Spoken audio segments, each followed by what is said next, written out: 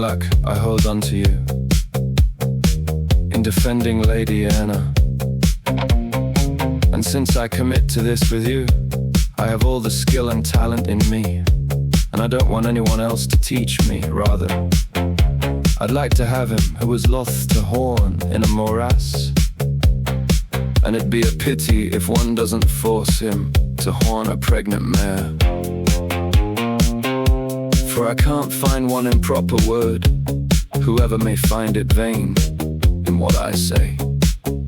When Sir Bernard, on an evening or the day after, came challenging Lady Anna, she put her hand behind her thigh and showed him the hole underneath and said, "If you horn me gently here, I'll certainly make you my lover." If you don't want to oblige me thus, I can't give this up.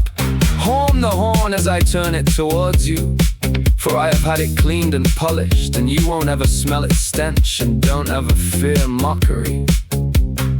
It is a proper thing in my opium, since you so insist that I suffer your intentions. Do it right away, if you want to enjoy me. You would have done well, noble Sir Bernard de Corns, if you had gotten down to horning while the horn was available.